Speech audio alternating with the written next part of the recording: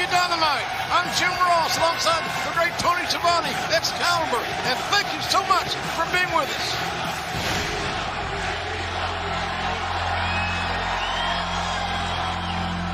And JR and Excalibur, what a way to start off Road Rager. And yes, we are back on the road, and Excalibur, we got a lot going on the next month. Absolutely, Tony. Miami is just our first stop on the Welcome Back Tour, but more about that in just a few moments. It's time for South Beach Strap Match. This is literally taking somebody to the woodshed. I've had a few experiences there in my younger years. I know you have, my friend. Your opening contest is a South Beach Strap Match. The only way to win is to consecutively touch all four corner turnbuckles. Being accompanied to the ring by the enforcer, Arn Anderson from Atlanta, Georgia. Weighing 218 pounds, the American Nightmare, Cody Rhodes. Well, we don't have to worry about pinfalls or near falls here. Tonight a near fall is around those turnbuckles. JR, this is my first opportunity to call a strap match. I know you are very, very familiar with this, but let's throw it back down to Justin Roberts. His opponent from Freehold, New Jersey, weighing 234 pounds, QT Marshall. Most leather straps vary in length, but each man will have one end of the strap around their wrist. That will keep them adjoined. The straps can be used as a weapon. It's legal as a headlock in this scenario. And the man that can debilitate his opponent to the degree that that man can touch all four corners will be the winner. And before this South Beach Strap Match gets underway, I want to remind everyone that TNT Front Row presents a new DC series, Titans, premieres this Monday, July 12th on TNT with limited commercial interruption. And Tony, the only fly in the ointment is, look out here! Cody's not wasting any time, ready to fight. Before being even strapped up with QT Marshall, Cody Rhodes with a tope suicida, Tony. Why not take your chances? You know, when I think of a strap match, everyone thinks of Wahoo McDaniel, a great Oklahoman, as you know, JR. You bet. He was the master of that, and I've seen so many great matches. He had him with Ric Flair, with gorgeous Jimmy Garvin. Just countless times. Boom. He was the master at it. Really interesting to see who can master this, because for both Cody and QT, this is more about settling the score than being a master of the match. Tony, you hit the nail on the head. This is about the rivalry between the Nightmare family and Cody Rhodes and the Factory and QT Marshall. QT planting that knife right between the shoulder blades of Cody Rhodes. These two men were best friends for a long time. They were business partners in essence. Cody Rhodes in control, but QT Marshall cutting him off. QT sending Cody into the corner. Big crowd here tonight, a lot of guests.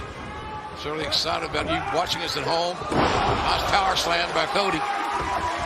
Cody has no weaknesses in my book. You see Jorge Masvidal, Amanda Nunes, and Dan Lambert of America Top Team here. They train and live in Miami. And Tony, lights are flashing all over the internet right now as we speak. You know it's happening. Yeah, of course we do. It's the era we live in, JR. QT Marshall fighting up off the canvas, going for the diamond cutter. Cody, great counter there. Now the diamond cutter, if it's done effectively, obviously, it might allow QT. Oh, he got strapped right in the gut.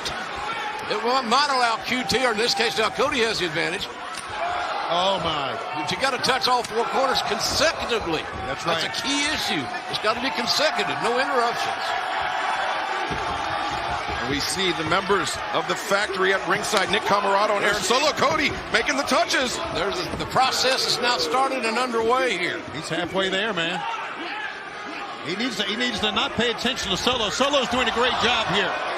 And Solo taking advantage that there's no disqualifications in a strap match. But Dustin Rhodes, the natural. Boom! From downtown Austin. And another shot. Making Solo pay for the interruption and sending him into the front row. He'll send Solo deep in the heart of Texas next Wednesday night if this group's not careful. Look at. And they are fighting up the stairs at the James L. Knight Center. Oh, but with a low blow by QT Marshall. Well, it's legal, number one. It may not be ethical, obviously. And now we'll see how Cody responds to a whipping with a leather strap. Obviously, the 2 tags of the corners have been broken now, so they start anew with it. Right, Tony. Good point.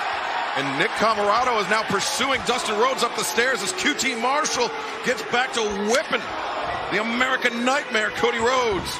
You just don't learn these things in wrestling school. This is a very strenuous thing. You don't get guys, let's go practice a strap match today. What do you say? All right, there's one. And Cody also tagged the corner. This is a good strategy by Cody. I'm not sure QT even realizes it. You're right. QT's back is turned. He's not aware. It's very smart. Yeah, it's one of the oldest tricks in the book. QT's made. Both men have touched 3 turnbuckles. Now Cody leaping for it. He can win it right now. Oh, both men tangled in the strap. Cody reaching for the win. Paul Turner waved it off. They got to start again. Suplex around the back of Cody's head. Now, big time to strategize for QT. What does he do? Does he go right away to touching turnbuckles, or does he want to weaken Cody some more? A German suplex, I think, also planted Cody hard on that left shoulder of his. Cody not moving so well after the fact. QT now made the first touch of the corner. He's not going to worry about corners right now. He wants to do some damage out here. Neither man can be counted out. Cody smartly blocks it, but QT doesn't quite get there in time. His head beating to the post. And these great fans here in Miami, Florida, cheering on the American Nightmare, Cody Rhodes, as is the head coach of the Nightmare family, Arn Anderson. Arn has been such a positive influence for Cody. I think he's made Cody a better wrestler. And Cody still has another level he wants to go. Arn's the guy that can take him there. He can take him there because Arn has literally done it all. Has been a champion many times over. And, by the way, has felt the leather strap. QT hit that corner of that ring post. He's been opened up. QT's face is becoming a crimson mask. How about that? As one used to say here in the great state of Florida. What the hell? Lights. Well, we've had some issues today. There's been some weather through the region. Cody make the third touch, but QT, the backbreaker flatliner combo. See, that was a real nice combination of offensive moves by QT Marshall. But his bell has been rung seemingly. Now blood in his eyes. That's going to hinder him as well. So if QT out on his faculties right now, he's jonesing for some turnbuckles. Well, is QT, does he want to win this match, or is he just so consumed with his hatred for Cody? Does he want to punish Cody? And it certainly looks like he does. I think he wants to do both, quite obviously, but you sure as hell don't come in here with any thoughts whatsoever of losing. It's all about winning and losing. And along the way, if you can start the old mud hole in somebody, well, have at it. Well, he showed that earlier when he tagged one of the corners, said, no, I'm going to go on the outside, and it cost him, as we saw. I think this is a must-win for QT Marshall. To beat Cody on national television, global television, he would never have a bigger win, or has he to date? This would certainly be QT Marshall's biggest career win. He likes to say that he pinned Cody Rhodes clean in the middle of the ring, and sure he did, but it was after the assistance of the Olympic bronze medalist Anthony Ogogo. Marshall having trouble with his left eye there, the blood flow running through to his eye.